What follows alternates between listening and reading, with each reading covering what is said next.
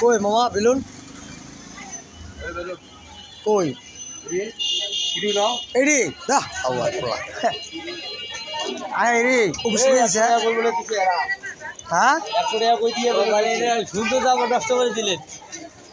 100 টাকা করে দিছে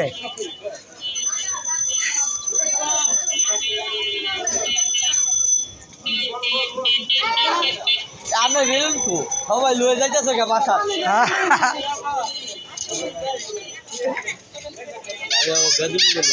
সবার হাতে বেলুন হ্যাঁ কণ্ঠ